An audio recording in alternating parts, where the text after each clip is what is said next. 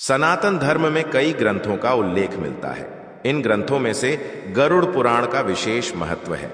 जीते जी मनुष्य जो भी सुकर्म और कुकर्म करता है, उसी के अनुसार मृत्यु के बाद उस व्यक्ति को दंड भोगना पड़ता है और उसी के अनुसार उसे अगले जन्म के लिए योनि की प्राप्ति होती है। गरुड़ पुराण के अनुसार जो व्यक्ति भ्रूण हत्या, गौ हत्या जैसे पाप करता है, उसे अगले जन्म में चंडाल योनि की प्राप्ति होती है। जो व्यक्ति अपने गुरु का अपमान करता है, उसे नरभक्षी की योनि में जन्म लेना पड़ता है। इस प्रकार जो व्यक्ति अपने मित्र के साथ विश्वासघात करता है, उसे अगला जन्म गिद्ध का प्राप्त होता है। परंतु किस पाप के कारण मनुष्य का जन्म कुत्ते में होता है, इस बात को भगवान श्री कृष्ण ने नारद मुनि को एक प्रेरणादायक कहानी के माध्यम से विस्तार पूर्वक बताया है। दोस्तों नमस्कार, आपका स्वागत है। द्वापर युग की बात है। भगवान नारद मृत्यु लोक का विचरण कर रहे थे। मृत्यु लोक पर भगवान देवर्षि नारद की नजर कुत्ते पर पड़ी तो उनके मन में कुत्ते की जीवन को जानने की जिज्ञासा होने लगी। देवर्षि नारद यह देखकर बहुत दुखी हुए कि एक कुत्ते का जीवन कितना कष्टदायक होता है। थोड़े से भोजन के लिए लोग उसे पीटते हैं, अपना पेट पालने के लिए उसे कितने कष्ट का सामना करना पड़ता है। कोई मनुष्य कुत्ते को अपने घर में आश्रय नहीं देता तो कोई उसे मंदिर में आश्रय नहीं देता है। अगर किसी मनुष्य के दरवाजे पर कोई कुत्ता भूल कर भी आ जाए तो मनुष्य उसे डंडे लेकर दौड़ा दौड़ा कर पिटता है। यह देखकर देवर्षि नारद को बहुत पीड़ा होती है। वह सोचने लगते हैं कि किस पाप के कारण मनुष्य का जन्म कुत्ते में होता है। वह कौन सा कुकर्म है जिसके कारण मनुष्य ऐसी यातनाएं को झेलता है। इस प्रश्न ने देवर्षि नारद के मन मस्तिष्क को विचलित कर दिया। देवर्षि नारद ने सोचा कि इन प्रश्नों का उत्तर भगवान श्री कृष्ण के सिवा और कोई नहीं दे सकता। यह सोचकर देवर्षि नारद भगवान श्री कृष्ण से मिलने द्वारका नगरी जाने का निर्णय लेते हैं। दोस्तों इस कथा को सुनने से पहले कमेंट बॉक्स में जय श्री कृष्ण लिखकर वीडियो को लाइक करके चैनल को सब्सक्राइब कर लें, बेल आइकन को भी अवश्य ही प्रेस कर लें। दोस्तों जब भगवान नारद मुनि श्री कृष्ण के महल में पहुंचते हैं, उस समय भगवान कृष्ण अपने स्वर्ण सिंहासन पर विराजमान होते हैं। नारद मुनि को देखकर भगवान श्री कृष्ण प्रसन्न हो जाते हैं और उनका स्वागत करते हुए कहते हैं, हे नारायण के भक्त, द्वारका में आपका स्वागत है। आपके आगमन से द्वारका धन्य हो गया। आज किस प्रयोजन से द्वारका पधारे हैं, कृपया बताने का कष्ट करें। तब नारद मुनि कहते हैं, हे माधव, आज भी मैं एक अत्यंत महत्वपूर्ण प्रश्न के उत्तर के लिए आपके समक्ष प्रस्तुत हुआ हूं। मैं यह जानना चाहता हूं कि मनुष्य के किस पाप के कारण उसका जन्म कुत्ते में होता है। भगवान श्री कृष्ण कहते हैं, हे देवर्षि, आपका प्रश्न बहुत ही महत्वपूर्ण है, क्योंकि कुत्ते का जीवन बहुत ही कष्टदायक होता है। मनुष्य को ऐसे पापों से बचना चाहिए जिनसे उनका अगला जन्म कुत्ते की योनि में हो और उसे संपूर्ण जीवन कष्ट में व्यतीत करना पड़े। मैं आपके प्रश्नों का उत्तर एक प्रेरणादायक कहानी के माध्यम से देना चाहता हूं। कृपया आप इस कहानी को पूरा अवश्य सुनें। दोस्तों आप भी इस कहानी को पूरा अवश्य सुनें, क्योंकि धार्मिक कथाएं आधा अधूरा सुनने से मनुष्य पाप का भागी होता है। भगवान श्री कृष्ण कहते हैं, हे नारायण के भक्त, जो मनुष्य अपने जीवन में बहुत अधिक पाप करते हैं, उन्हें ऐसी योनि में जन्म मिलता है जिसमें वह अपना पींगा, अपना कष्ट किसी दूसरे को बता भी नहीं सकते और ना ही किसी के साथ बांट सकते हैं। इस कथा के माध्यम से आप यह भी जान पाएंगे कि मनुष्य को वह कौन सा पाप नहीं करना चाहिए जिसके फलस्वरूप ऐसे योनि में जन्म लेना पड़े। सतयुग की बात है। अयोध्या नगर में एक भूखा कुत्ता खाने की खोज में इधर उधर घूम रहा था, लेकिन उसे कहीं भी खाने की सामग्री नहीं मिलती है। वह इधर उधर घूम ही रहा था कि अचानक उसकी नजर एक सन्यासी पर पड़ता है। वह सन्यासी भिक्षा मांगकर अपने आश्रम की ओर लौट रहा होता है। वह सन्यासी थक जाने के कारण एक पेड़ के नीचे आराम करने के लिए बैठ जाता है। भोजन की पोटली को अपने पास में ही रखता है। थकावट के कारण सन्यासी को नींद आ जाती है। अचानक से जब सन्यासी की आंख खुलती है तो वह देखते हैं कि पोटली में रखे हुए खाने को एक कुत्ता खा रहा है। अपना खाना कुत्ते को खाते हुए देखकर सन्यासी क्रोध के मारे तमतमाने लगते हैं। वह सन्यासी आप देखते हैं ना, ताव पास में रखे एक पत्थर को उठाते हैं और जोर से उस कुत्ते को मारते हैं। पत्थर जाकर सीधा कुत्ते के पैर में लगता है। सन्यासी का प्रहार इतना जोरदार था कि पत्थर लगते ही कुत्ते का एक पैर टूट जाता है। वह कुत्ता लंगड़ाता हुआ वहां से भाग जाता है। कुत्ते को बहुत पीड़ा हो रही थी। वह सोचने लगता है और अपने भाग्य को कोसने लगता है। सोचने लगता है कि मैंने ऐसी क्या गलती की थी। थोड़ा सा खाना ही तो खाया था। अपने पेट को भरने के लिए थोड़ा सा खाना खा लेना क्या पाप है? मुझे भोजन के लिए इतनी बड़ी सजा देना कहाँ का न्याय है? यह सोचकर वह यह निर्णय लेता है कि मैं अपनी शिकायत लेकर प्रभु श्री राम के पास जाऊंगा और उनसे न्याय की भीख मांगूंगा। वह कुत्ता लंगड़ाता हुआ प्रभु श्री राम के महल की ओर चल देता है। भगवान श्री कृष्ण नारायण जी से कहते हैं, भगवान श्री राम अपने महल में एक सभा में विराजमान थे। कुत्ता उनके महल के द्वार के पास जाता है और जोर जोर से रोने लगता है। यह देखकर द्वारपाल उस कुत्ते को वहां से भगा देता है। भगवान श्री राम अपनी सभा में बैठे हुए थे, तभी उन्हें उस कुत्ते की रोने की आवाज सुनाई दी। अगले दिन फिर से वही कुत्ता उसी स्थान पर आकर रोने लगा। द्वारपाल ने इस बार भी उस कुत्ते को वहां से मारकर भगा दिया। तीसरे दिन भी कुत्ता आकर फिर से रोने लगा। तो भगवान श्री राम के मन में यह प्रश्न उठने लगा कि आखिर यह कुत्ता रोज रोज दरबार के बाहर ही आकर क्यों रोता है। फिर भगवान राम ने उस कुत्ते के रोने का कारण जानना चाहा।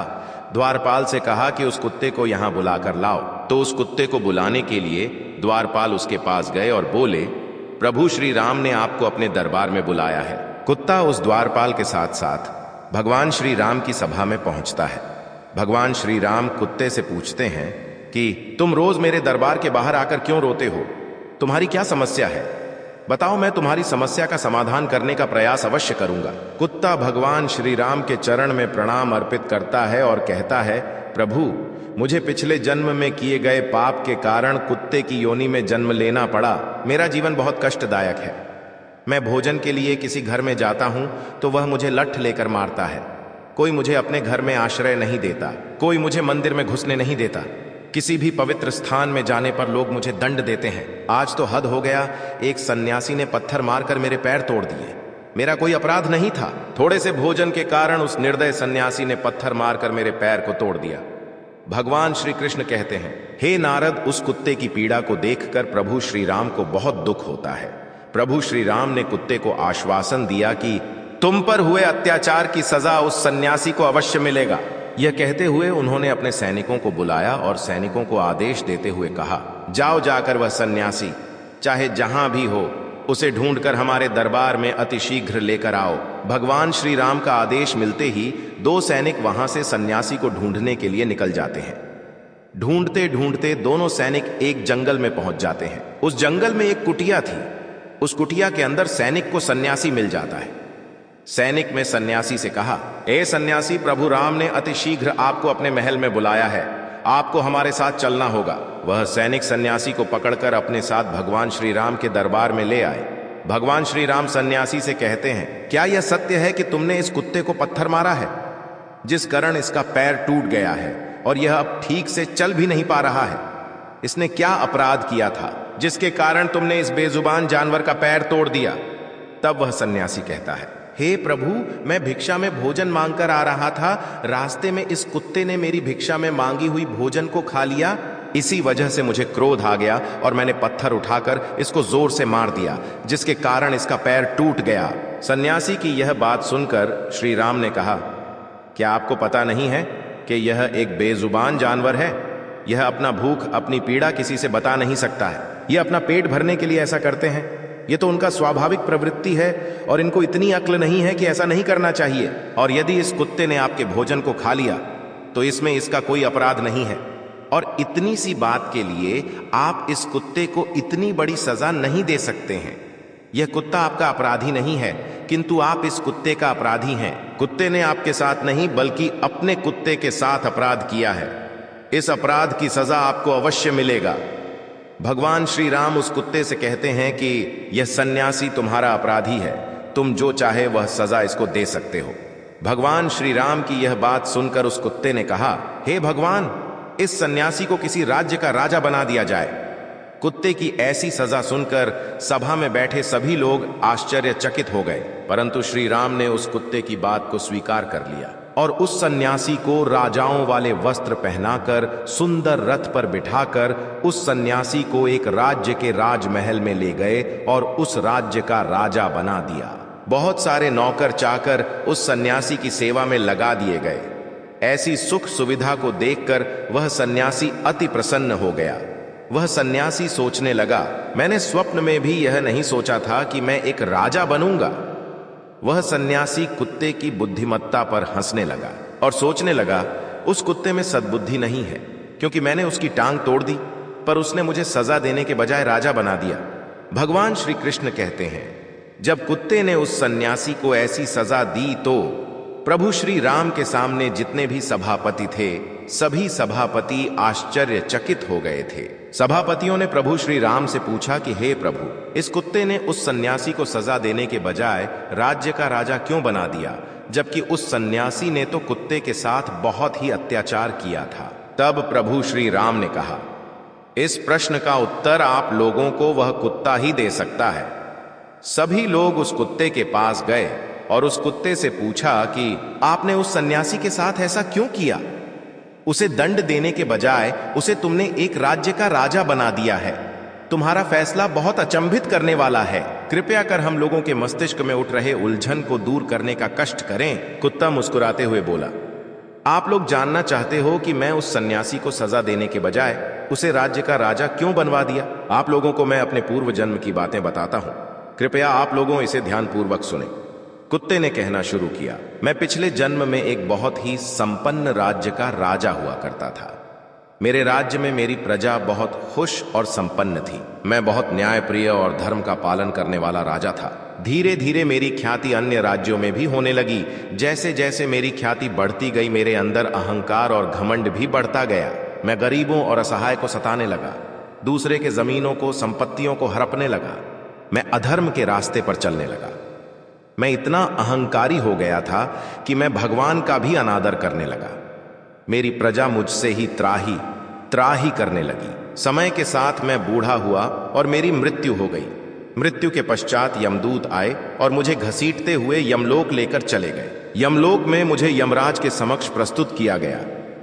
चित्रगुप्त ने मेरे पाप और पुण्य कर्मों का अवलोकन किया। मेरे पाप कर्म ने मेरे सारे पुण्य कर्म को नष्ट कर दिया था। फलस्वरूप यमराज द्वारा मुझे नरक में भेज दिया गया। हजारों वर्ष तक नरक की आग में जलने के बाद मुझे कुत्ते की योनि प्राप्ति हुई और मैं कुत्ता बनकर इस संसार में दूसरा जन्म लिया।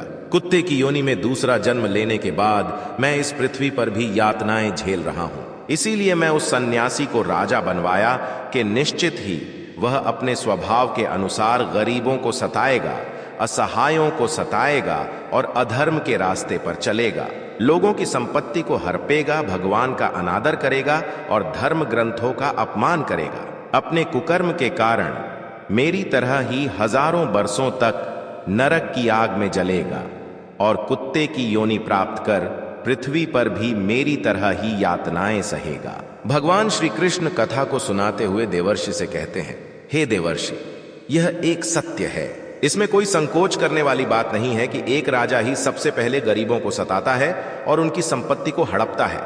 भगवान श्री कृष्ण कहते हैं, देवर्षि, यह वही लोग हैं जो पाप धुलने के लिए गंगा जी में जाते हैं, किंतु वहां से आते ही फिर से पाप करना शुरू कर देते हैं। नारद जी कहते हैं, हे प्रभु, क्या गंगा स्नान करने से मनुष्य का पाप नहीं धुलता है? यह तो जग विख्यात है कि गंगा जी में स्नान करने से मनुष्य के सारे पाप धुल जाते हैं।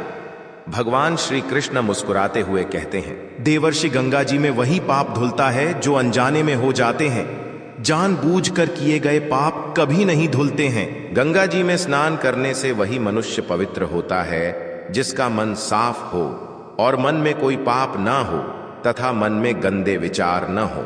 मां गंगा से छल करने वाले और पराय स्त्री को बुरी नजर से देखने वालों का पाप कभी नहीं धुलता है। ऐसे लोगों को उनके कर्मों का फल अवश्य मिलता है। भगवान श्री कृष्ण देवर्षि नारद को कहते हैं, इन पापों के कारण मनुष्यों का जन्म कुत्ते की योनि में तो होता ही है, परंतु कुत्ते को मारना या अन्य बेजुबान जानवरों को मारना, उसे भोजन न देना, उसे सताना, यह महापाप की श्रेणी में आता है। इसीलिए किसी बेजुबान जानवर को अगर कोई मनुष्य एक वक्त पेट भरने के लिए अन्न नहीं दे सकता तो उन्हें कष्ट पहुंचाने का भी मनुष्य को अधिकार नहीं है। भगवान श्री कृष्ण नारद जी से कहते हैं, हे देवर्षि, इस कथा के माध्यम से आपको आपके प्रश्नों का उत्तर अवश्य मिल गया होगा। तब देवर्षि नारद विनम्रता पूर्वक भगवान श्री कृष्ण से कहते हैं, माधव, आपके मुख से इस कथा को सुनकर मैं धन्य हो गया। निश्चित रूप से मेरे सभी प्रश्नों के उत्तर मुझे मिल गए। यह कथा बहुत ही प्रेरणादायक थी। मनुष्य को अवश्य ही इस कथा से प्रेरणा मिलेगी और वह ऐसे पाप को करने से बचेगी। देवर्षि नारद भगवान श्री कृष्ण को प्रणाम करते हैं और उनसे आज्ञा लेकर वहां से प्रस्थान कर जाते हैं। दोस्तों, इस प्रकार भगवान श्री कृष्ण ने देवर्षि नारद को बताया कि किन पाप कर्मों के कारण मनुष्य का जन्म कुत्ते की योनि में होता है। दोस्तों, आशा करता हूं यह प्रेरणादायक कथा आपको अवश्य ही पसंद आया होगा। अगर आप लोगों को यह कथा पसंद आई हो तो वीडियो को लाइक जरूर करें और कमेंट में जय श्री कृष्णा लिखकर चैनल को सब्सक्राइब करना ना भूलें। वीडियो को पूरा देखने के लिए आप सभी लोगों का धन्यवाद।